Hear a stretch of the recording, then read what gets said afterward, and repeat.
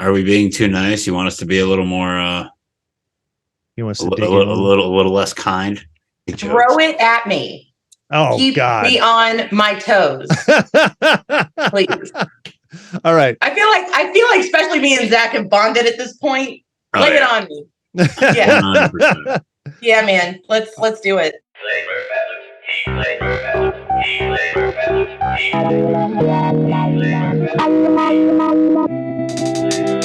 Welcome to Flavor Balance Heat, the podcast for hot sauce lovers and makers. I'm Spike. And I'm Zach. We'd like to welcome KTB from the popular KTB Saucy TikTok and her hot sauce store, the Capsaicin Cave in Charleston, South Carolina. Most recently, she collaborated on a hot sauce with Mikey V, Moroccan Madness. Hi, Katie. Hi. Tell us about Moroccan. To our fucked up. Oh man, I can't think right now. Just welcome. Welcome. The more fucked up, the more I feel like I belong. And that's the truth. This is you're our first guest. That's awesome. Thank you. Yeah. I'm incredibly honored. This is episode 1. We did a little test episode last week and that was fun, but this is the real deal now. We're getting in it and we brought you in. Had to bring in the big guns. Welcome to our shit show. Yeah, nice. There you go. So tell us a little bit about Moroccan Madness. Well, wow, that's a really big question. Which parts do you want to know about it? The sauce itself? Yeah, just tell us a little bit about the sauce. I actually just ordered some because and it's so popular. I had a hard time getting it and just ordered some today. So I can't wait to get it and try it. That absolutely blows my mind. So the sauce itself, when Mikey V and I collaborated on it, we tossed it back and forth about 2 or 3 times. My major request was that it not be too spicy. Because that's one thing I think is flavor first, more than like trying to melt people's faces. But the sauce itself, truly, after almost 4 years of reviewing hot sauces from all over the country and sometimes even the world, when he sent me that sauce, and it's such a relief that he did such a good job. It was truly, out of every sauce that I've ever tried, that one stands out in a class all by itself. It has cardamom, fennel, coriander, cinnamon. It's a jalapeno heat level with just a little bit of Carolina Reaper powder in it.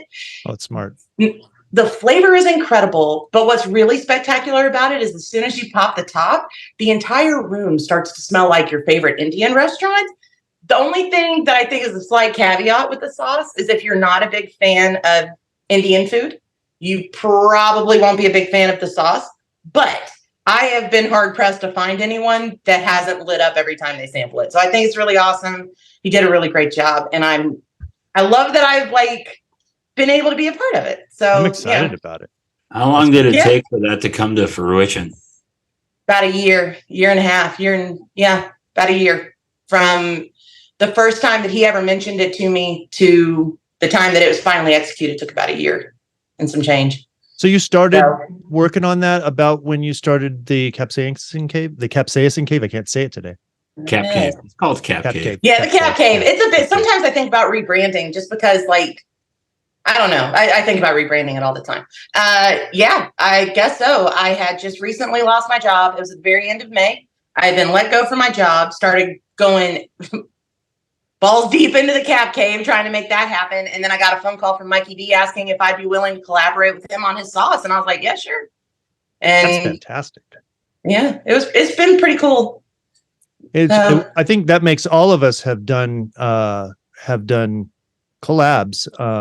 And it is a fun process. I haven't had a bad experience doing that yet. I don't know about you, Zach. Have you?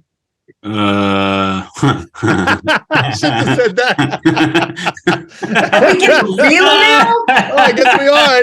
I didn't even intend to do that. Oh, come on, man. Why are you asking me this question? All right. That's probably not a road we want to go down. I've never had a bad experience with a collaborator themselves. However, not anticipating the popularity of a particular sauce. Drove me almost insane. Nice. Selling out within 3 minutes of posting 300 bottles or adding 300 bottles to inventory. It was maddening. And then the emails, when's it coming back? Yeah, it was a whole thing. Yeah, I can see that. Absolutely. No, I was talking about the collaboration process. Yeah, the other part of it, I totally get. I've had that too. Yeah. That's interesting because I never really thought about it from like the sauce maker side of things. Yeah, like when you guys like come to reviewers and reviewers start pumping your sauces. Well, in my mind, you guys are like monsters at what you do. In my opinion, like I think that there's sauce tiers, and I feel like you guys are like upper echelon. I have run into situations where like newer sauce makers will send sauces for reviews, then we review it, and then they kind of struggle with the same thing. They sell out quick or whatever. But yeah, I guess I never really thought about that. Is that a good problem to have or a bad problem? I mean, it's a great problem to have. Problem, yeah. But there's literally 2.5 of us that make all of this happen. So it's, we got to make it, bottle it, package it, sell it, pack order. Like we do everything. Yeah. It ends up being a lot. You get burnout real friggin' quick. And, then you got to sleep all day on a Sunday before doing a podcast. When we did the Alton Brown sauce, he started his tour and he was taking it on tour. And 2 days into his tour, I got a call from the head of his company saying they need 1,000 more bottles, and we have to somehow send it to him on tour. So we had to like do a long bomb across the country, and it met him in Arkansas. Wow, awful! It was awful. We had to make 900 bottles and send it to him in 2 weeks. So yeah, it was it gets crazy, but it's fun. I think that's the key of it. Like even on in the Cap Cave has these moments where like sometimes it's flying, it's doing great, and then other times I'm like, oh, what have I done? But I guess I think we're kind of gluttons for punishment. So it's almost like the struggle keeps you coming back for more, which is backwards. But I don't know. I think that's sort of a key to anybody that's drawn to this industry. That's it. My wife always says, "Why are you always saying yes to everything?" I'm like, "That's what we got to do." Yeah. Uh-huh. I had a pretty rough week just in general, and the whole "why do I do what I do" question comes up that I ask myself a lot, probably a lot more than I should. But then I thought about it again, and I'm like, well, what else am I gonna do? That's it. Literally, like, what else am I gonna do? I mean, I feel like I want to quit happy than have money and be miserable. Yeah, I feel like I want to quit at least twice a year. I'm like, I'm done. I don't want to do this anymore. Twice a year? You lucky son of a bitch, dude. Like twice a week. Yeah, that's mild, Spike.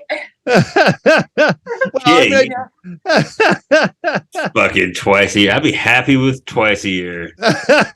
Yeah, I've broken down and cried at least twice this month going, what was I thinking and why? Oh, breaking down and crying. I didn't say I didn't do that.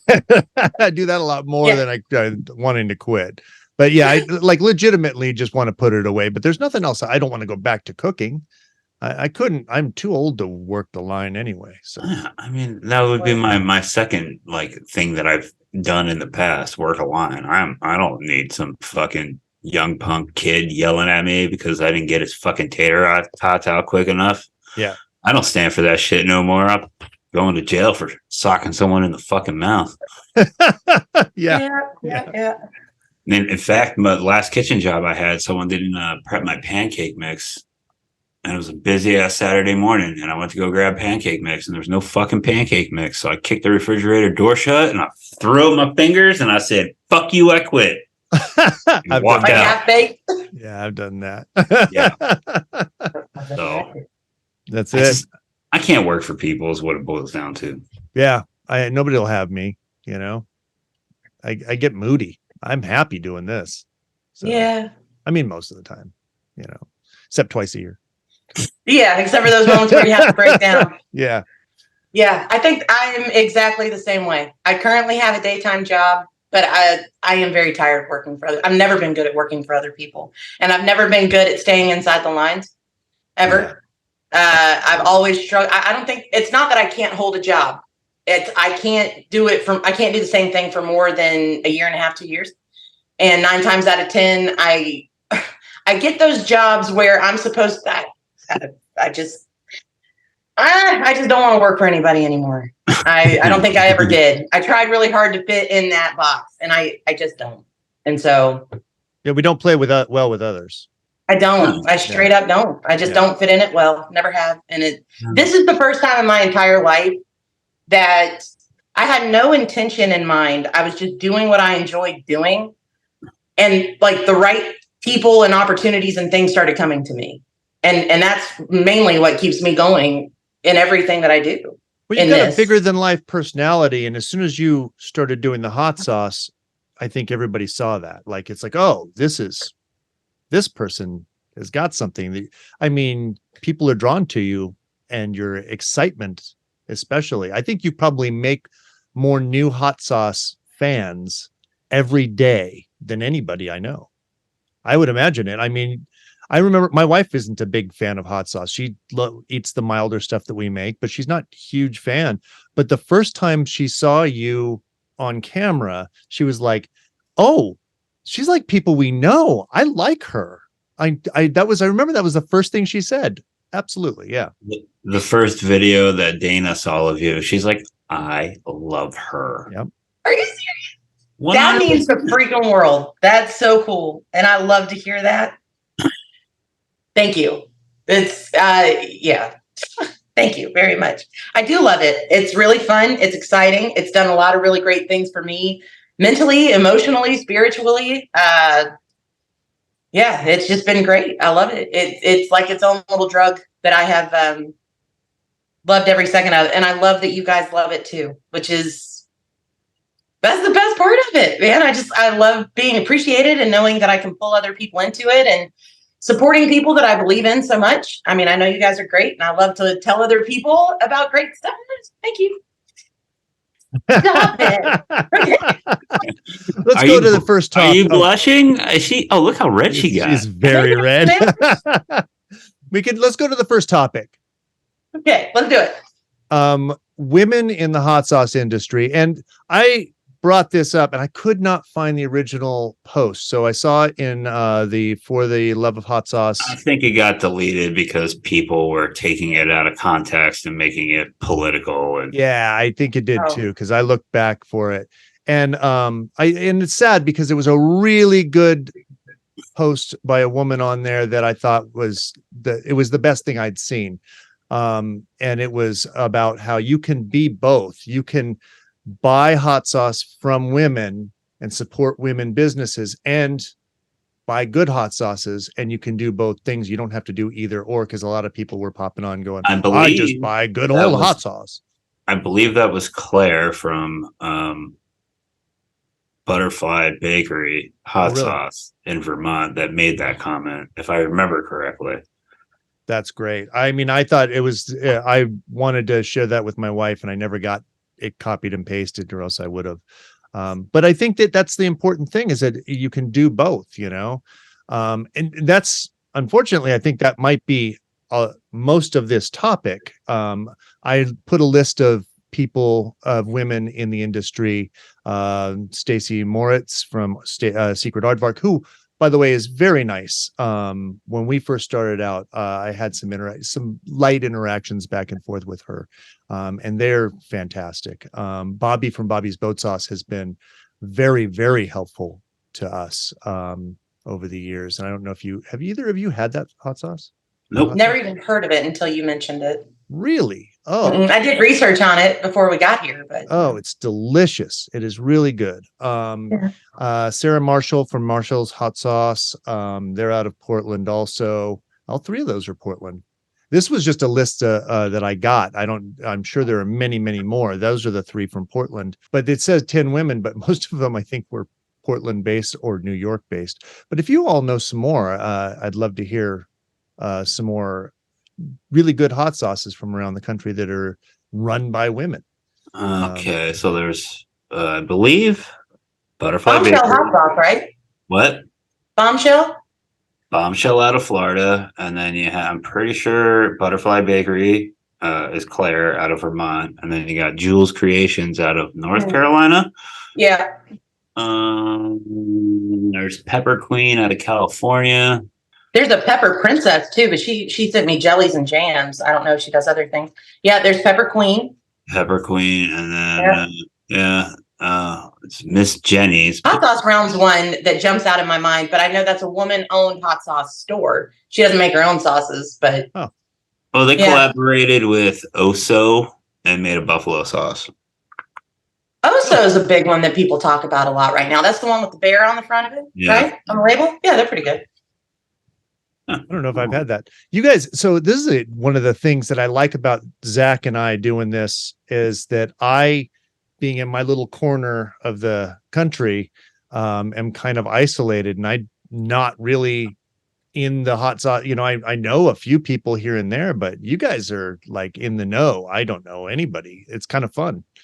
You know, I think it gives me an outside perspective and an inside perspective, which is great. Yeah. You choose to stay in that bubble, man.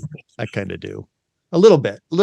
As part of it is just regional. It's just where I'm at. It's hard to get anywhere. You could have been at the Portland Hot Sauce Convention Expo this weekend, and you could have made a fucking killing, dude. Everybody makes a killing at that show. I know. Well, that's what. And you're like apprehensive. I know, but I'm not even bullshitting you. Like that is the show to be at. If you're going to do any show, Portland. Isn't this one of the bullet points where it is? Yeah, that's one of our topics. Yeah, it's one of our topics. Let's just move to it.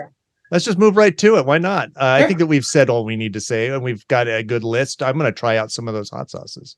So just want to end with that. Do you guys have anything else to say before we move to conventions? Who's your female idol in the industry there? KTB? That's a good one. What a great question. Yeah, I like that. Who is my female idol? Oh, shoot. I got to think about it for a minute because I really want to give that one a true answer. And there are 3 women that pop to mind, and all 3 of them offer something different that inspires me. So I don't know if I can pick just one. It could be a mashup of 3 people if you want. It doesn't have to be one person. I think the mashup of the 3 people, I mean, it would be Mama Chili Bird, number 1. She's the first hot sauce reviewer I ever saw. And I really admired that she wrote for a chili magazine. She had a channel. She was doing all these reviews and stuff. And I thought that was so inspiring. And I was like, did she make a career out of this? Can I make a career out of this? So that was one of the first. Then there's Heather Peters, of course, because she's just a freaking beast. I mean, whatever's put in front of her, she's just going to smash it. Which and I think that's awesome. From Heat 101. Yeah. She's pretty awesome. And the third one would be Shahina from League of Fire, because I think she's incredibly driven, dedicated, disciplined, and fair. I don't think I have seen that woman's character shine through so many times in challenges and how she handles and deals with other people and how she shows up in the community. And so that inspires me a lot too. All 3 of those women have inspired what I have done the whole time, like from the very beginning to now. And I still look up to them tremendously. I love them all. That sounds like a good list of people to try and get on the podcast. I'm on it, bro. Just relax. Yeah, I know you are. I don't know any of them, by the way. Yeah. Right. How do you not know Bella? Oh, wait. No, I think I do know her. I think I do. Yeah. Dark and Bella from Heat 101. I think I might be friends with her on Facebook. I think. Yeah. They're the pucker butt people now. They used to have Heat. Well, I think they still have Heat 101, but for the most part, they're pucker butt now. But. It is working them to death. Yeah, that's speculation, but everyone seems to have that speculation. So I don't know. Maybe not. Hope not. But maybe. Cut that part out. I don't think people realize how big of a company Pucker Butt really is. You know what I mean? And the amount of fucking peppers they process and the amount of mash they make and dried peppers they make is insane.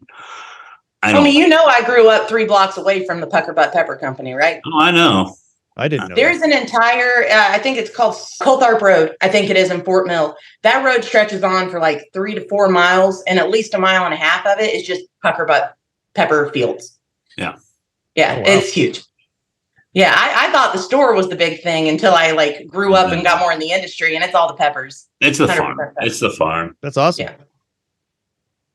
Oh, Yeah, we'll teach you all kinds of things, Spike. We got this. That's Yeah. it. I mean, I'm friends with a few of the people. You know, I think I've had some interaction with Ed on Facebook, but not a lot of much. You know, I don't know any other people.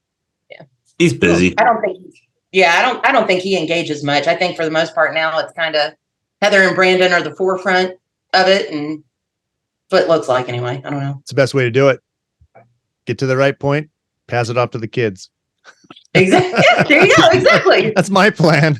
We should all hope to be able to hit that point. My oldest it bottles for us and also runs our shipping. So That's funny. You're trying to hand it off to the kids, and I'm trying to sell out the craft. well, we keep talking about the hot sauce millions when we sell it to some big company. I've said it multiple times. We are where craft beer was like 5 years ago, and those big companies are going to start swallowing up some of the smaller companies. Yeah, I think you're right. Absolutely. Dude, it's so funny you said that because I say the exact same thing all the time. The hot sauce industry completely reminds me of the craft beer and brewing industry. Yeah. I think that's awesome. It's getting to a tipping point too, where it's getting a little bit tough because there's so many. Well, that'll eventually fade. People are going to start to realize how fucking difficult it is to actually run a hot sauce company with all proper licensing and all, you know what I mean? It just like the craft beer, all the breweries popped up and then, you know, they all went away, or a good majority of them went away. There's still a lot of them, but I think, you're right. It got harder to be able to keep doing it.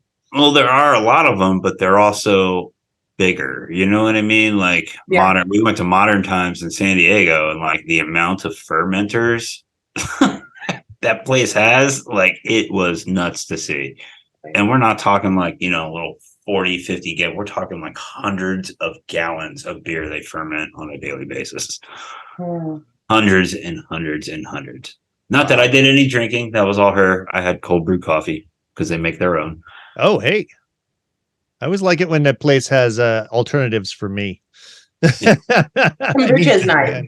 Yeah. Otherwise, if some place has Booch, I'm happy. Oh, there you go. Spike. What were you going to say? Sorry. No, go ahead. I was going to ask why you think conventions are a bad idea or hot sauce expos are a bad idea.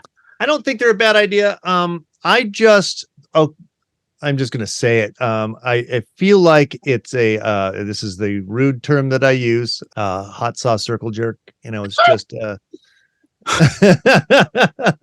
well, depends on what expo you go to. I'm sure it does. Yeah, I think I'm sure it does. I've seen a lot of people go and regret it.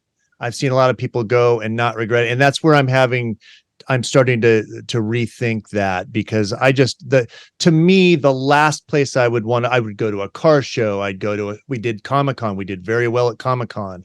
I would do one of those before I do a hot sauce expo, but the getting to know people in the industry, I think is important, and I need to be doing 100. Well, there's that. Okay. So Albuquerque, it's not really a big money show, but it's a big exposure show. Yeah. A lot of people who may have never heard of you will hear of you because you're there.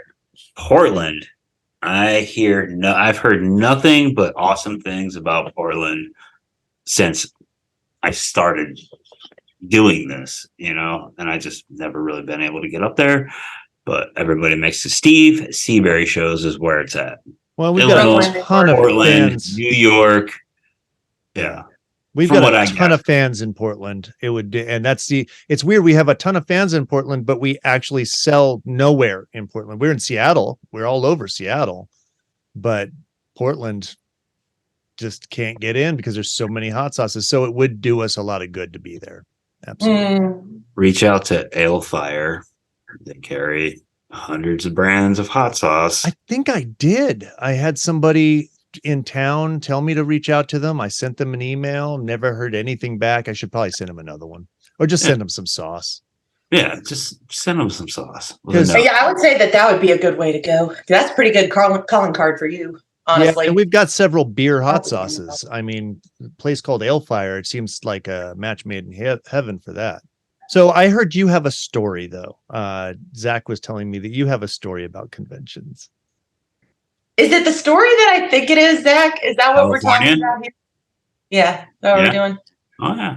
If you want to talk about it, don't feel. I'll talk about it. I like getting uncomfortable. If I didn't like getting uncomfortable, what would I do this for? So, oh my gosh, what do you want me to tell about it? You can tell whatever you want. You can say how you cooked it. It's a pretty incredible story, truly. Yeah. There are a lot of serendipitous moments that I've had in this whole hot sauce thing. And I don't know. I don't know, Spike, if you know this. Zach, I'm pretty sure that you do. I got into hot sauce in the lowest point in my entire life. I had lost my dad, my whole, not my husband and my kids, but like my family fell apart after that happened. I fell apart. It was just a mess. And then I got into the hot sauce world and really just the community of it, the sauce of it. There were so many aspects of it that just mended my soul in so many ways. And all of these incredible opportunities come up that I don't think I was ever really expecting to have happen. Like, I certainly never thought that I would get to this point where people are genuinely considering me an influencer, or offering to send me places. Like, I'm a stay-at-home housewife. I sit at home while my husband goes to Italy for 2 weeks and I take care of the kids. Like, that's what I do. I just turned on a camera and started talking about shit that I enjoyed. And then it's just like so many other awesome, positive, amazing things came my way. Anyway, long story short, I got wrapped up in the League of Fire at some point eating peppers, because while hot sauce people send me their sauces to review, pepper growers started sending me peppers to review. And I started getting this beastly style tolerance. And then the League of Fire started inviting me to do these pepper eating competitions. Can you explain what the League of Fire is real quick for anybody that doesn't know? Sure. So the League of Fire, and I'm not a part of it. I enjoy it. I think it's really cool, but I'm not. From my understanding of League of Fire, there are League of Fire challenges, and there are people that create challenge items. And there are even sauce makers out there that create challenge items. And challenge items, depending on how hot and difficult they are, they come with points. And so all of these people that are a part of the League of Fire are trying to take on these different challenges to get the most points. And so they do that online. That's one thing. So like there's this ranking system of who has the highest tolerance, or, who's done the most Pocky One chips, who's done the most tubes of terror, whatever it is.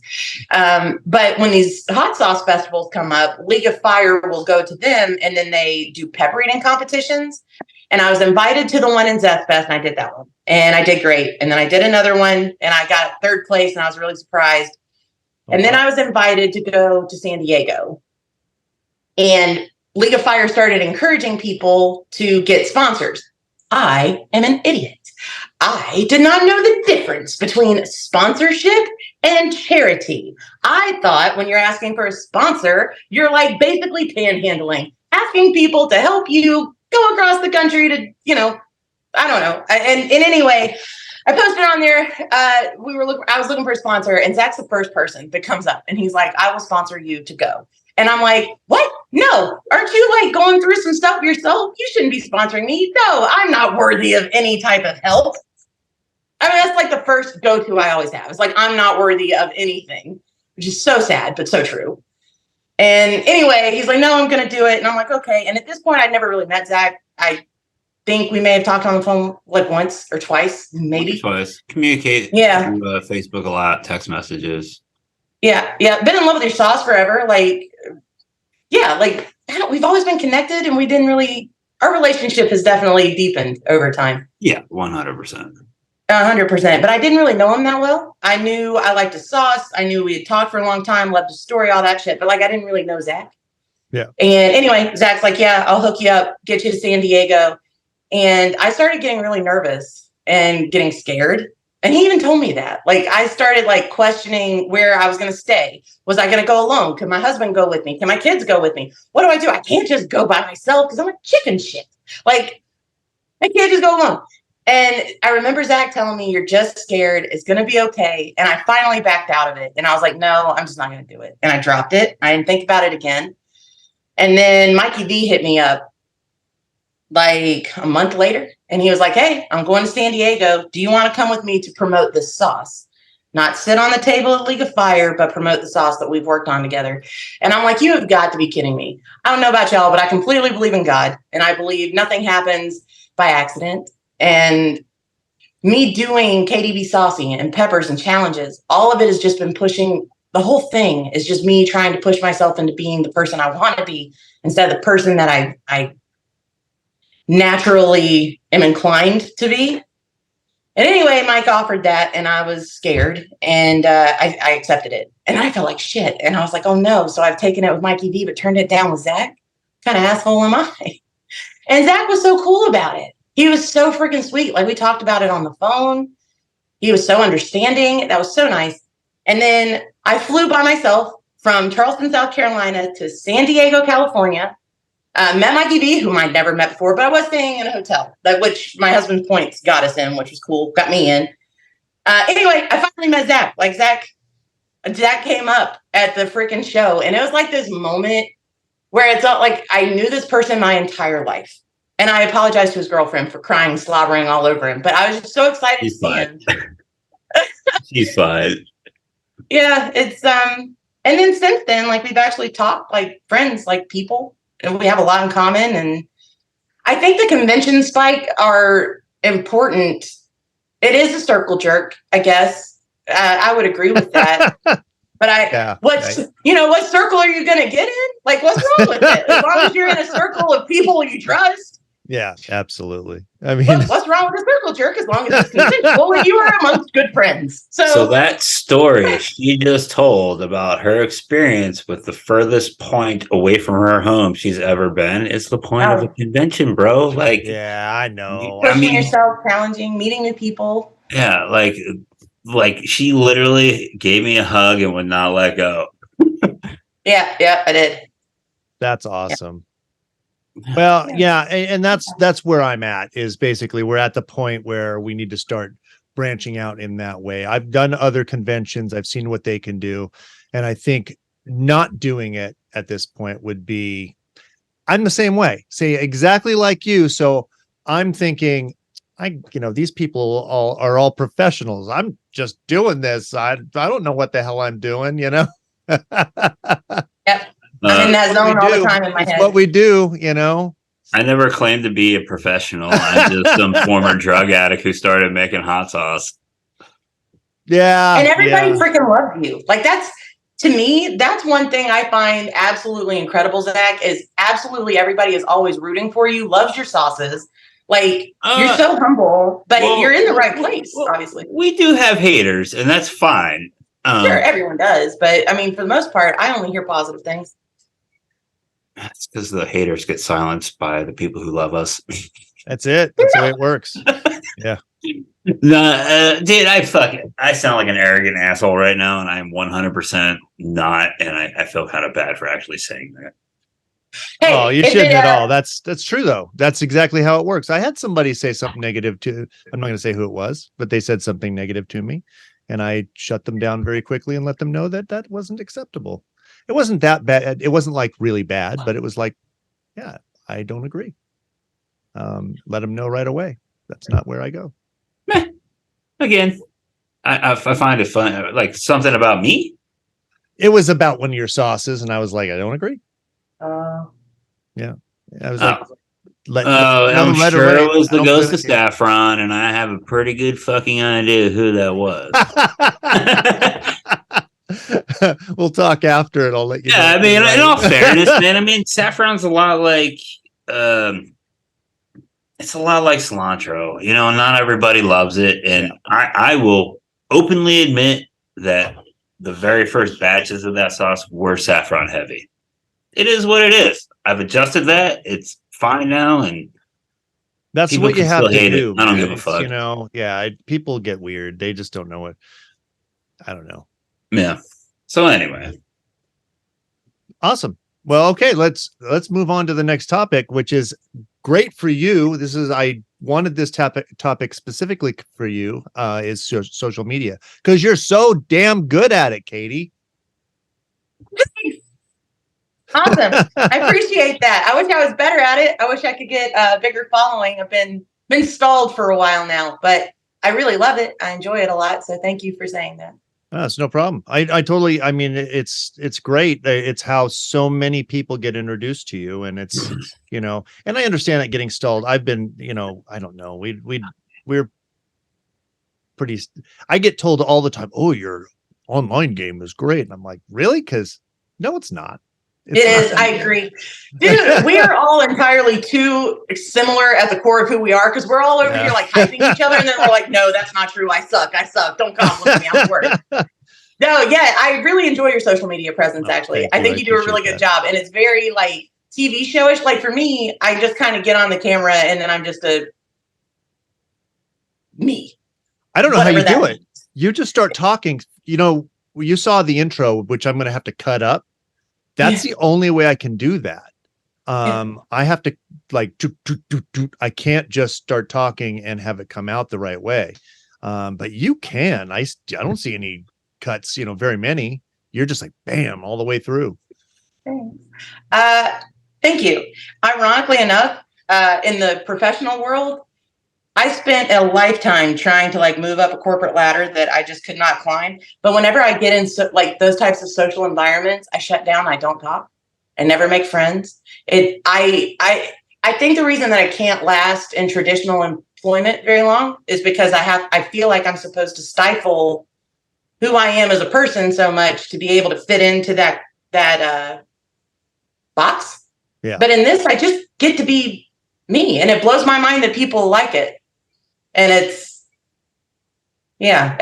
really easy to do what I do, and I love what I do, I guess. Anyway, yeah. That makes perfect That's it. sense. I put my heart and soul into stuff, and I love that it attracts other people.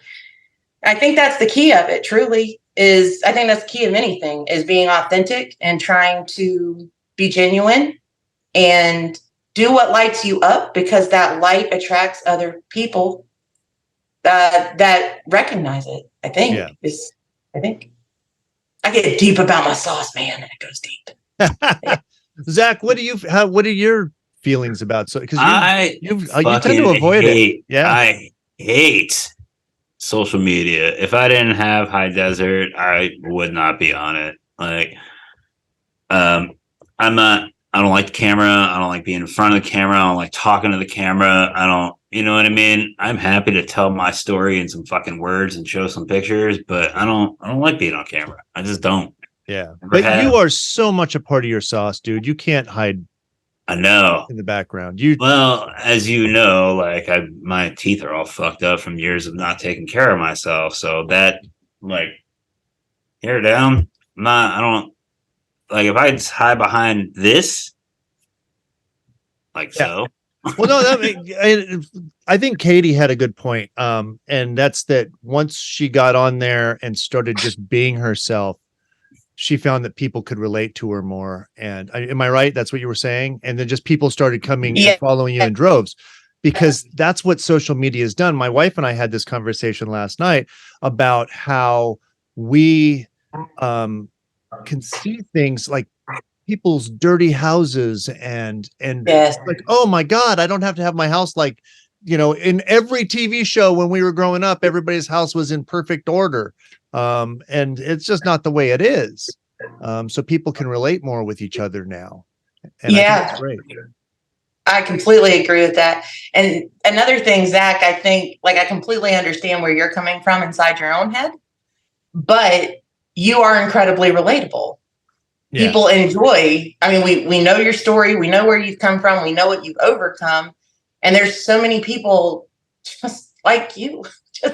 It's just nice to see you be you. I mean, I don't even think that people notice your faults as much as you think they do. Well, it's it's not about them. It's about my own self-conscious stuff. Yeah. That makes sense. It's like I don't belong at a convention with a bunch of people that know how to make hot sauce. And, Katie didn't feel like she could go to a convention. I didn't think I could fly on a plane that long. Yeah, it's weird. We all have like Katie said, that we all have the same problem, and it's great. And I think it's, remember seeing, this is going to be a weird left turn, but seeing what was that to Tiger? Oh, Tiger King. Yeah. And then in the very beginning of it, they said something about how like people that keep tigers in captivity are some strange people. And my first thought was, oh, it's like the hot sauce industry. They're just peculiar people. They're all a little bit loopy, you know. Yeah. In cooks in general, when I was front of house for a long time, I always felt like an absolute, you know, sham. I just couldn't do the front of house. And I suddenly moved to the back of house and went, oh, this is where I belong. I should never have been out front, you know? Yeah, it's just we find our people. Water seeks its own level. Yeah, that's very. Just as somebody who lurks in the shadows of TikTok for the most part, like I see these people with these major followings, like just get fucking roasted every day. You know what I mean? By some people. And me personally, like I just don't want to fucking deal with it. You know? So let me ask you just your quick opinion, Katie, since we have you here, about the different types of social media, if you don't mind. Are you all right with that? Yeah, absolutely. The different types of social media. So, yeah, Twitter. go ahead. Is Twitter even worth it? I mean, Zach, do you use Twitter? I don't. I mean, I don't know what the fuck Twitter is. That's it. Yeah. I don't find any benefit from it. None.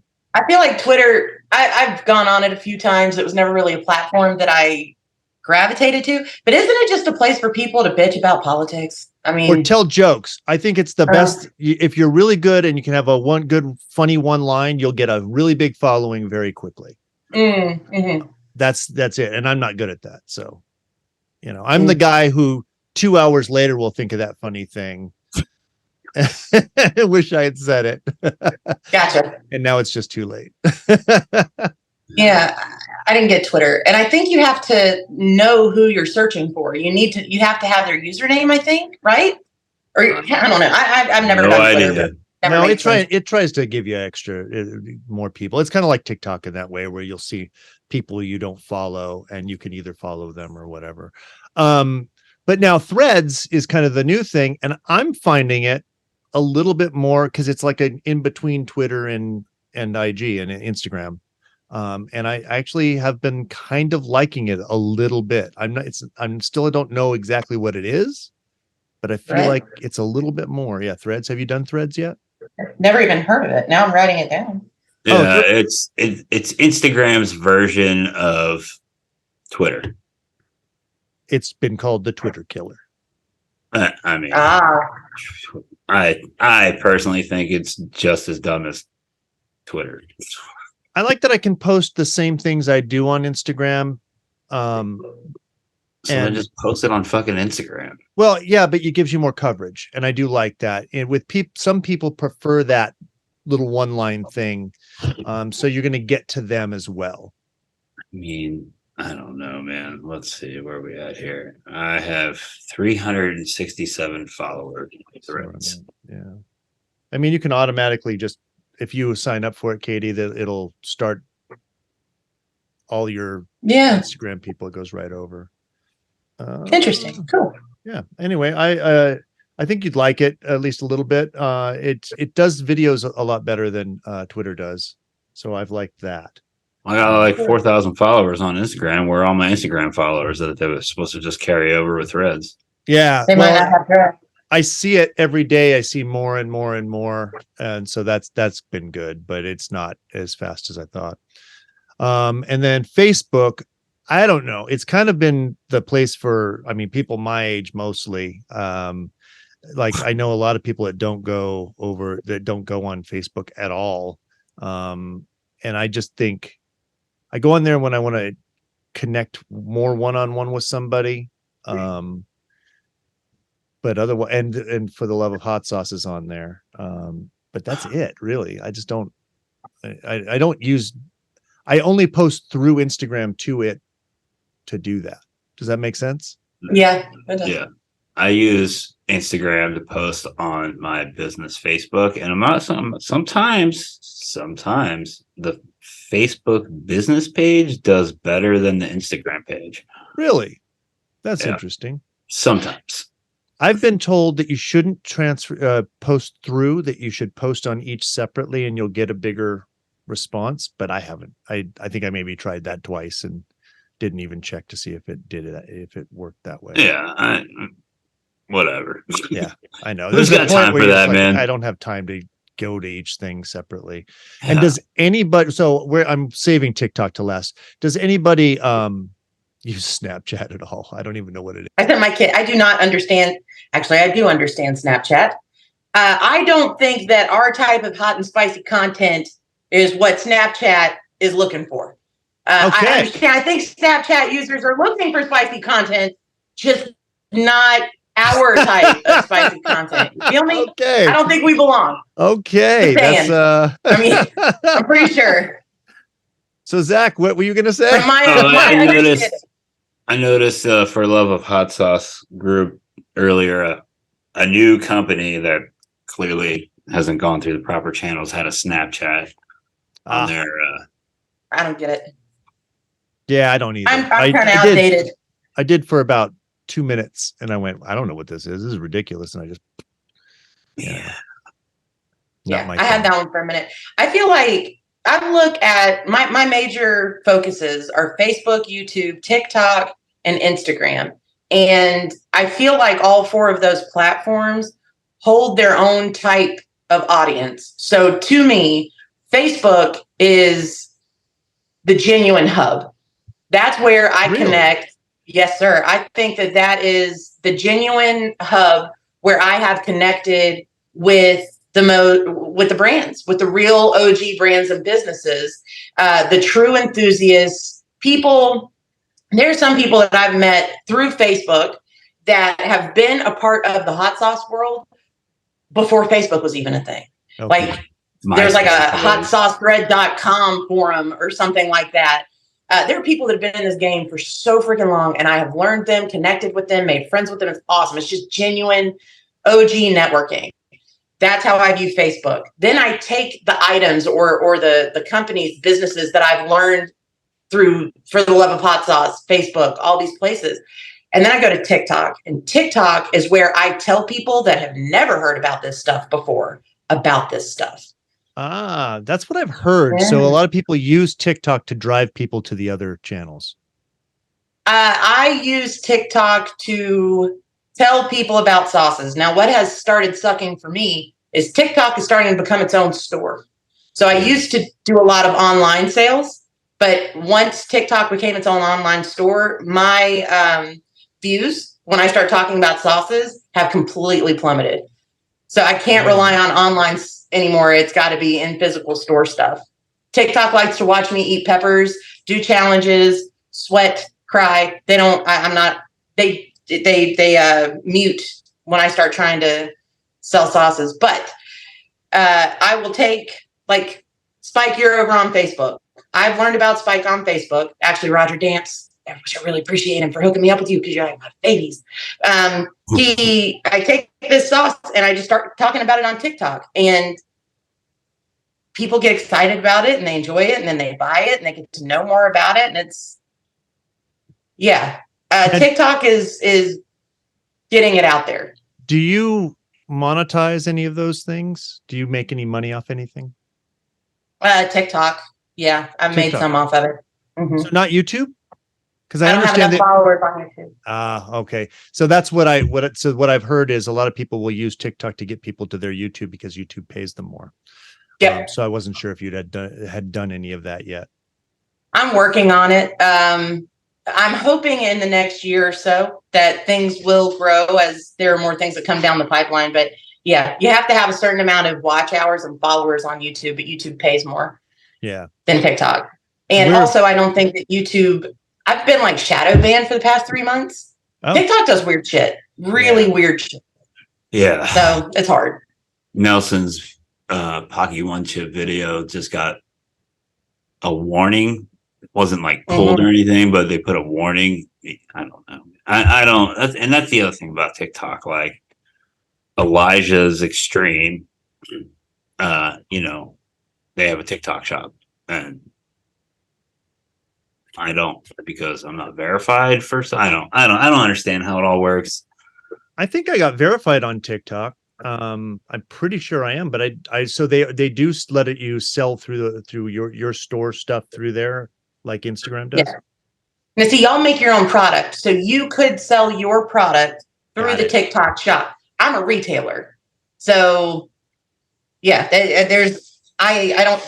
Why would you buy it from me when you can go straight to Spike and buy it online? Got it. Oh, now my brick and mortar location here in Charleston, and it's exciting for people, but yeah, online, it doesn't make any sense for me to do it anymore. Oh, that makes sense that they're doing. I mean, not that they're doing that, but why it's been harder. I think it's ridiculous because you should be able to resell just as easily on there. It makes no sense that they would do that. I have problems on Instagram and Facebook with my hot sauces that have any alcohol in them. I have to be very careful what I say because you'll notice everything's misspelled. Because if I put drunk or beer or anything like that, that's why beer and pizza hot sauce is BEEER. I thought it was funny, but it's mostly because I did it specifically so that we could just put it up on and not have any problems. I have sauces that get flagged. You ready? Yeah. The snail mate sauce because I'm selling animals, and the fucking mole sauce because it says mole, basically doesn't pronounce it mole because I'm selling animals. Are you serious? 100%. And then I've been flagged by Facebook and Instagram because I refuse to set up PayPal. Like, I refuse. I don't want to deal with PayPal. Fuck like PayPal. I use them, but I don't like them. Every time I take them off my website, this is not social media, but my website, I take PayPal off, my sales drop. As soon as I put it back on, my sales go up. So I just leave it on. But it's a pain in the ass because if people order through PayPal, they inevitably put the wrong address through because they're buying it from somebody else, and it doesn't let you do it. Every single time they're buying for somebody else, I get a message. I didn't get a chance to put blah blah blah. Yeah, it's a pain. No, don't want to do it. Don't want to deal with it. I don't like it, and I don't like PayPal. And also, we got hacked about 2 years ago, and the hack came through PayPal. It started. Yep. And it was something they'd known about for years and haven't addressed. They're awful. We are doing the hot sauce games, and we're getting more serious about doing it. You've seen us do the hot sauce games, have you not? Oh yeah. Yeah. So we're going to be doing that mostly on YouTube and YouTube Shorts. And I see, are you doing YouTube Shorts more now? Trying to, yeah. I understand they pay the best out of all of them. I did not know that. I thought it was just a part of YouTube. It's different. And actually, from what I understand, now I might be wrong about this, so I would look it up, but because of the way they wanted to bring more people to Shorts, so creators are getting paid better on Shorts. So YouTube Shorts is taking over where TikTok used to be. TikTok's fallen off, and now YouTube's picking it up. That's what it sounds like. Yeah, absolutely. And that's fine because they've always paid creators better than TikTok did anyway. So right. If that's the case, that'll be a good thing. Yeah. They understand that creators are important. All right. So I think, is there anything else? Do you guys have anything else you want to say about social media at all? It's a necessary evil. Yeah, it's a necessary evil. I wish I didn't have to do it every day. That's my thing.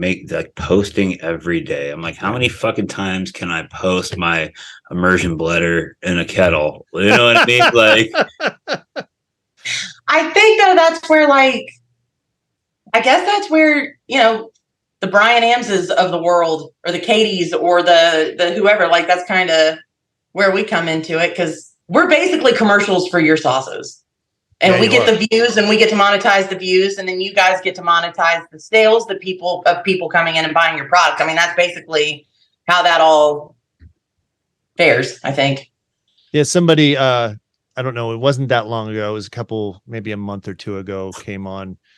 Somebody had posted about us on For the Love of Hot Sauce, and somebody else sent me a message and said, the link on there is to KTB and not to you. And I'm like, good. Like, relax. That's been a weird one, bro. That's been one I've been struggling with a lot, because, like, the store part of it just happened. And I struggle with it now because I think, should I have ever done that in the first place? Because I don't want to be in there like competition. And I have noticed that happens a lot where it's like, I'll make the commercial, I do the review, I do the whole thing. I've bought your sauce. Now I'm trying to sell it. And then the maker will be like, no, just buy it from me directly. Well, I mean, why don't you go make the video then? Why did I buy it from you at all? Like, not you personally, but yeah, I don't know if I meant to get into that kind of realm.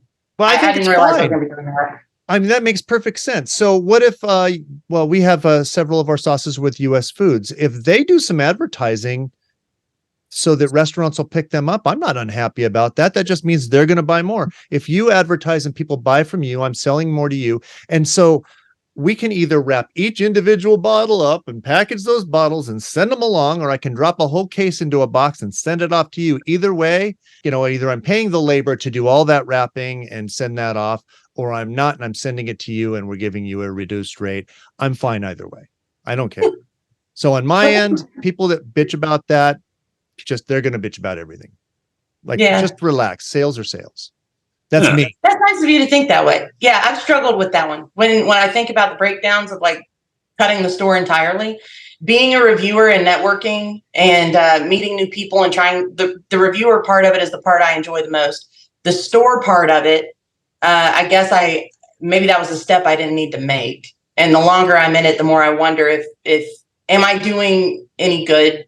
Am I doing what I should be, I guess, with the store? I don't know. That's a big question I struggle with a lot. Can I make a suggestion? Yeah. So the stuff we do at the farmer's market, I try and turn that as much into content as I possibly can, as you probably notice. And seeing me with people brings more people to us. And definitely, if you were to do a little bit more, you don't see you interacting with people at the Cap Cave. I think that would be great. Like I always thought, the silly contests we run. Huh? Do you ask people's permission? Mm-hmm. Yeah. Yeah. You're right. I should do that. Those silly contests we run. I had somebody yesterday singing "I Will Always Love You." 2 people. I'll post it, I think, later today or tomorrow. I singing "I Will Always Love You" to bottles of our hot sauce. And I gave them free hot sauce. Oh, that's awesome. Yeah. And it's totally worth it because then I post that and it brings more people to us. And it's the stupid pet tricks that Dave used to do on David Letterman. It's basically that kind of thing. And people love that. So, yeah. But yeah, it's just having fun. And I think that you doing that kind of stuff, interacting with people would be another level of how great you are with people and it would also make it more fun for you to be there because you'd be bringing this aspect of what you do to that aspect. Right. Yeah. That's a good idea. Yeah. I mean, I don't know if you don't take it, that's fine, but I think you'd be great doing that. Thank you. You're welcome. All right. So I think we can, we don't have any we were talking about doing trivia and we can't. Did you come up with a trivia question for us? If you didn't, that's fine. Me? I think we mentioned one last week and I didn't mention it because we talked about it and both Zach and I were like, I don't know what to say. Yeah, trivia every week is going to be a little rough. Yeah. Does there have to be a hot sauce trivia question? That's what we were doing. Yeah. Oh. Last week we were talking about sriracha. Mike, I'll ask you my question from last week. What was the very first pepper that they used to make sriracha? Hui Feng sriracha. Gochujang is not a pepper. I know this though. I did know this. We all know that it's a red jalapeno, or is supposed to be. I don't know what they're using now. Is it Guajillo? Huh? Was it Guajillo? Am I saying that right? Guajillo? No, it's a Serrano. Yeah, and then people were complaining it was too hot, so yeah, of course, jalapeno. And now people are like, it's not fucking hot enough. Yeah. All right, so we're gonna do the review, and I did this one. I feel like I cheated because you got that really nice bottle of hot sauce last time when I sent you like the cheapest hot sauce. By the way, it's got to be in Arizona because it's in Idaho. I bought this at the grocery store today, but it's Pico Pica. I grew up eating this stuff. This is so you've got Cholula, Tapatio, Pico Pica in Southern California, and Cholula. My hot take last week. Oh, did I do hot takes? No. let's do this first, and then we'll do the hot take. Oh my gosh. What the heck happened there? Is that Pico Pico? Yeah, it is. Yeah, I told you. It was wrapped in sticky bubble wrap. That's awful. I don't know who did that. It came as a 2-pack. I think they packed it like that and sent it to Amazon because it came in a bag that says sold in set only. Well, I had to pick that one. They had it was either 1 for I think 12 or 2 for 14, and I was like, 2. I just felt, but I think I sent you one to Katie because I did it before I did Zach's. Thank you for doing that. I think I told you I had never heard of Pico Pico. There's a gentleman that comes into the flea market at least once a month, and he'll walk up and ask me if I've gotten him the Pico Pico yet. And I'm like, I've never heard of this shit before in my entire life. But he's madly in love with it. So apparently it's a really great sauce. It is. It's one of the only. So my hot take last week when we did the test run was that Cholula, Tapatio, and Tabasco separate type of sauce, but they're all garbage. I don't like them at all. And this is the table hot sauces you see in Southern California. This is the only one that's any good. You know what this smells like? Do you know what El Pato is?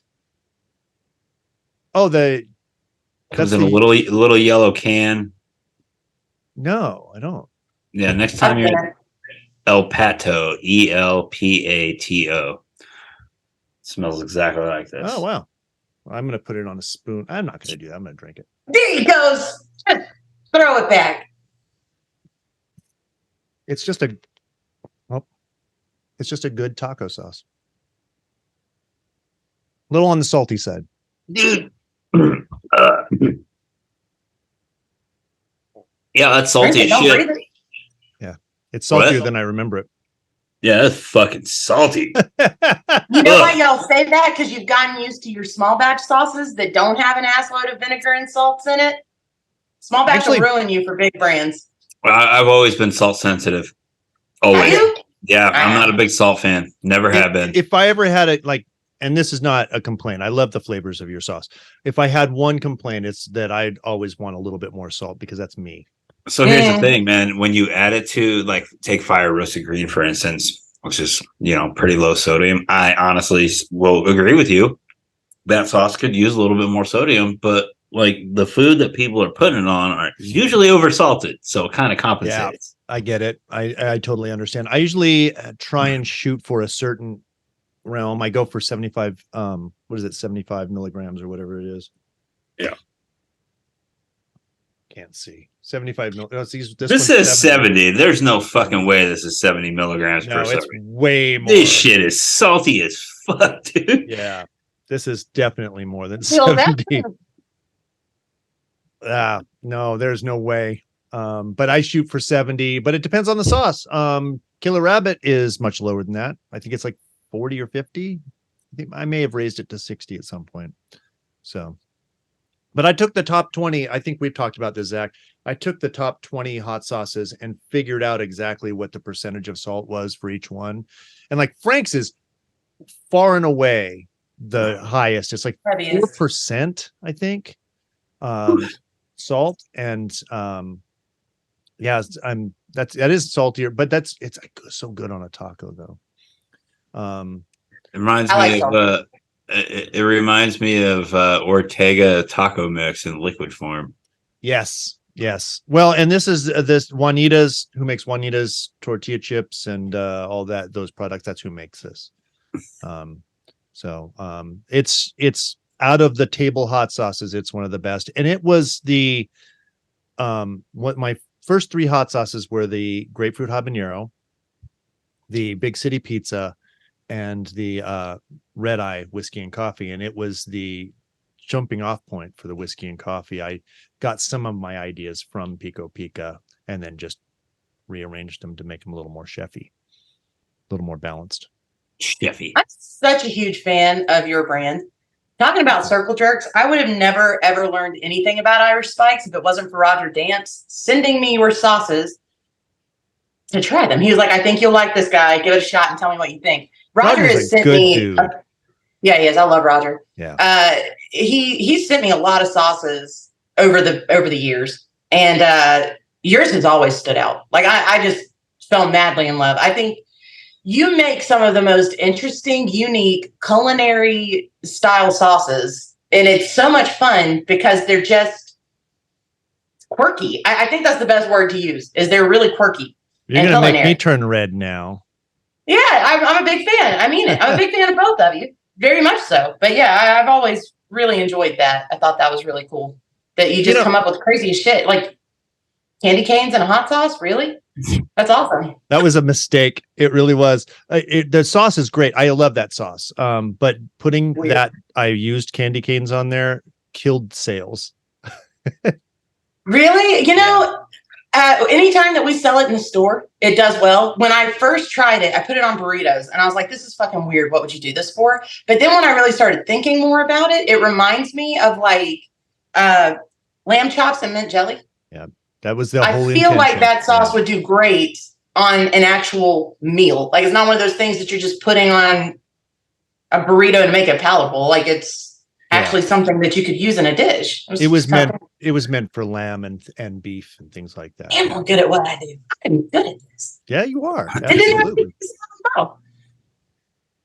Yeah, I think it's time we both need to give Zach some love now, because I got to tell you, I have a lot of hot sauces, dude. And yours is about the only one that I eat on a regular basis. It's not ours. Seriously. Yeah, man. So this whole like sampling a sauce every week thing might be a little difficult because there's only certain sauces that I will actually bring into my home. You know what I mean? And I know it sounds dickish and arrogant. It's not my intention. I just, we've done so many sauce trades with so many people, and I'm just like, yeah. I think it'll be good though, because it'll help keep us more rounded, and keep us trying. You have tried a whole lot more than me, and I'm actually really excited about trying all these. Yeah. So Katie's got us both. Yeah. So yeah, I've been around the block a time or two, boys. I can tell you. Yeah, I wasn't going to say it. I wasn't going to say it. Been around the block a time or two. Seen some stuff. I will say the fire roasted green. Zach already knows this because I say it all the time. It is my favorite Verde, and I love Verde sauces. But that one has with the lime juice and the zest and the roasted peppers. That is literally chef's kiss, which Tomango habanero. That's one people always light up over. That green sauce, dude. I love it. And my wife goes crazy for it too. If you send a bottle our way, she won't let me she won't let me send it along to anybody. It's like, no, that's mine. I have to talk her out of it. And if it's important, I'm like, no, I want him to get these sales. So yeah, it's freaking awesome. I'm jealous of that green sauce. It's minimal. It's such a minimal ingredient list. I looked at a lot of green sauces before making that sauce, and I just really changed one ingredient. And if you don't know what it is, I'm not going to tell you what it is. I have to look at it. I'm blanking right now, just not thinking. But yeah, I like the extra work that you put in. You put in extra work on sauces. A matter of fact, I don't like the extra work I put in on sauces. I was thinking the other day. So I've got this dream, and I would like maybe one of these days. I'm proposing this off the cuff, but I did think about this yesterday and today. For a long time, I've wanted to do something called the $100 hot sauce. I want to do a hot sauce that costs $100, and not like I'm charging $100, but the work to make it is worth $100. Like good. I was just doing research on soy sauce, like really expensive soy sauce, things like that. And we should do that together at some point. That would be a blast. 100 bottles, just 100 bottles. $100 hot sauce. I don't know. Who's gonna fucking buy that, man? Who wouldn't buy it? All the same people that go out there and buy truff. Yeah, that was my hot take for this week. That was my hot take for this week. Truff? I fucking hate that sauce. I do too, bro. My wife, I opened it. My wife walked in the room and said, "Who vomited?" Literally didn't know what I was doing. Yeah, they're marketing geniuses, but you can't convince me that sauce is as good as they market you to believe that it is. It's got a cool, like the texture of it's nice, but I guess you have to be awesome. you have to really dig the flavor of dirt, which is what it tastes like. Yeah, Sorry, and I like truffle. I like truffle, but I just don't like the sauce. And yeah, they're probably really nice guys. I don't know them, but yeah, not my thing. Taste is subjective, and everyone is allowed to have an opinion. 100%.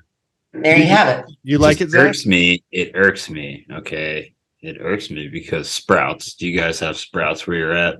Yeah, no, but I know where they're. Okay, so that is an Arizona-based company, and I've been pitching them every year for like the last 2 years, 3 years, something like that. Hey, we are a local Arizona company. Put us on your shelves. They're like, no, we don't have room. And then Truff shows up, and I'm like, what the fuck, dude? So there's my hot take. I had a pretty well-known culinary entrepreneur kind of guy. You know, he was like the guy that they pitched to on Top Chef kind of guy. And I sent him some sauce and we were talking back and forth and he was like, "Hey, do you know about truff sauce?" And I'm like, oh, as soon as he said that, the door closed in my mind. And I'm like, you know, you're about the illusion of culinary, of good culinary sense and not about the real thing. It's like unicorn blood. Unicorn blood was made with blood orange for a long time. And then blood orange prices went crazy and we retested it and it tasted better with orange. And we could have kept paying unicorn or blood orange prices until they dropped and it would have been fine. And I just went, no, it tastes just as good. Nobody can tell the difference. We're going to start putting orange and chipotle on the label because that's what it should be. What's the point? It's just so people go, "Oh, I like blood orange." You know, come on. Yeah. I want to be real, not, you know. I've definitely worked on some cheats over the years. Man, it's all fun and games when you're making like 8 or 10 gallons. You get a 40-gallon kettle, man. You got to fire roast like 400 pounds of tomatoes on a 24-inch griddle. It's a whole thing. Like, yeah, It's hours. I could not do what y'all do. That is just not, as I feel like I'm actually becoming a part of the industry. At least I like to tell myself that I am. Maybe I'm not. I don't know. I would never want to do what you guys do. I admire what you do. I love getting to sample it, talk about it, experience it. But the amount of knowledge, talent, discipline, time, money, energy, just you talking about all of the tomatoes that you have to do all that shit too. Yeah, that gives me anxiety. And then to think that you can make someone sick with your sauce, I don't know. I really admire y'all. I that's a really hard job. Truly, there's so much that goes into it. I have an immense amount of respect for it. You can make somebody sick with your sauce. However, I mean, if you just follow the fucking guidelines and not make shit in your bathtub, you'll be fine. Yeah. I mean, this is like every conversation that Zach and I have in general ends up here. Yeah. It's legit. Like, don't bottle hot sauce with your cat on the fucking counter. Yeah. Or next to their litter box. Yeah. Oh. You know? pH stuff, right? Like there's you have to have certain acidic levels or it'll go bad. Botulism, the temperature, proper. Yeah, that's why there's a process authority that you're supposed to send your product to and get a letter for that product. It lays out exactly what you need to do in order for that sauce to be shelf stable. And as long as you follow that guideline and document it every step of the way, you should be fine. That's what my trivia question was going to be. I forgot reading about each that. Other's minds. So the trivia question, and I promised Katie we wouldn't stay on past too much longer. So we do want to hurry this up because I know I promised you we wouldn't stay on much longer. But do want to tell you this: My question was, how long do you have to invert your bottles? Because you heat it to above whatever the process authority says, and you invert it, you turn them upside down, and that sterilizes the inside of the cap. And then when you turn it back up and it cools, it creates a vacuum seal that makes it so that nothing can get in or out. And that's the process, right? So how long do you do it? So how long do we do it, or how long are you required to do it? Are you required to invert them? Okay, so it really depends on your pH. It's a trick question. It's kind of you're right. You were definitely right. Because I mean, if your pH is below like 3.2, you could technically cold fill that bottle and invert it for 2 weeks and be fine. Yeah, I agree. But you wouldn't get the vacuum. But at least 1 minute. At least 1 minute. Yeah. So it's actually it's at least 1 minute is what I've been told. But the trick question was whatever your goddamn process authority tells you. Well, I mean, so that's the answer right there. Yeah. I mean, obviously, we bottle at the kitchen and then take it to the warehouse for the rest of the packaging. So we invert for a really long time. Oh yeah, so we do it on fast racks, and then we put them into the boxes up. Yeah. But yeah, that makes sense. You've got it for a little while until you do your labeling and all that at the right. Yeah, we've actually recently switched to labeling as we go. It saved us time, and so it saved us money to 100% do it, run it through. Boom. But you've got a whole line, so it's different, and you save time on that. Oh yeah, we can do 75 cases in 20 minutes. I'm so jealous. So jealous. That's assuming everything works the way it's supposed to. You know what I mean? Yeah. No catastrophes. Yeah. Well, like this equipment's new to me, so I'm still just trying to figure it out. Like today, I was at the warehouse at fucking 5:30 this morning, just like someone stepped on the cord to the feed table and it just quit working. So we had to like hand feed all these bottles the other day, and I was just, you know what I mean? Just shit like that. It's always something. Yeah, it's always something. You try and get like to figure out a time for processing things, and this happened, and I'm like, no. My employees are like, well, this happened. I got distracted because somebody came and said this, so that shouldn't count. And I'm like, no. That's every day. That's the way it works. You're always going to have somebody, a phone call or a thing. Just the time is the time. Question for you both, just out of curiosity. Yeah. There's I feel like there is something that all three of us definitely share deeply in common. And I'm curious to know, do you ever find yourself finding comfort or almost addicted to the chaos that comes with having your own hot sauce Absolutely. brand? Yeah, absolutely. So like you bitch about the chaos, but you're also madly in love with it, because if you didn't have it, your life would be so boring you wouldn't know how to handle it. I fucking thrive on the chaos. Me too. My My wife husband is the 100%. most regimented human being there has ever been. I appreciate it and I love it deeply, like I love you. Can't do it. I don't fit into it well. So yeah, there's I cry daily about everything that I do all the time, but I think I'm in love with the chaos of it. Yeah. If I don't have chaos, I create it my own. Like, this is a good, healthy chaos to have. Yeah. It's a little bit of an addiction. Not a little bit. Yeah. It's everything. My wife, like I said, stop saying yes to everything. That would mean I'd have to be in my head. That's right. Right. Yes. Spike. Yes. Yeah. What's that old saying? It's a bad neighborhood, and it's not safe for me to go there alone. Yeah. Yeah. Yes. This was my escape for the longest time. That's why a lot of the times I struggle with the idea of like the store, or I don't want people to look at me as competition or whatever, because doing this gets me out of here, and I'm best out of here. Yeah. So, Yes. Yeah. 100%. yeah, I'm best when I'm not in here and I'm out there with y'all doing this. Like, I'll literally get in uncomfortable, awkward situations and start messaging hot sauce people. I totally get that. I mean, how many times, Zach, have we had a bad day and called one another, and it was like supposed to be a 5-minute call and we're on the phone for an hour and a half. Yeah. Yeah. You know. But more often than not. Yeah.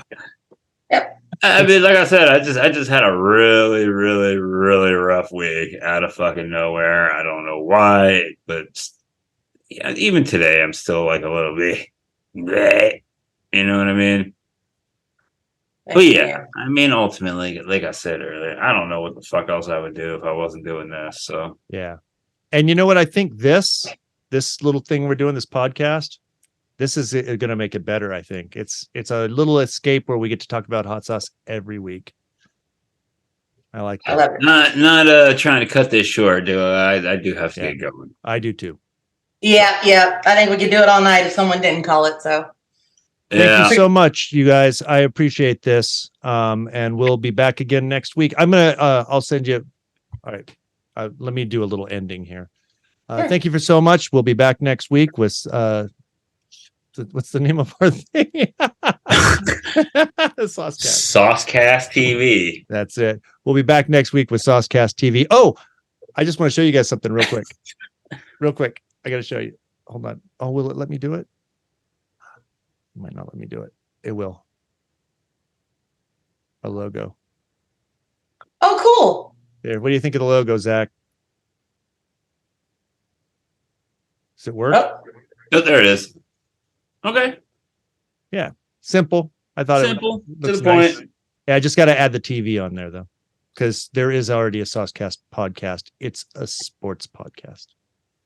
Of course. Yeah. All right. You guys take care. Thank you so much. This is Saucecast TV. We'll be back next week. Deuces. You guys are awesome. Thank you. Take care. Later, Katie. Good to see you. Good to see y'all too. Talk to you later. Talk to you later.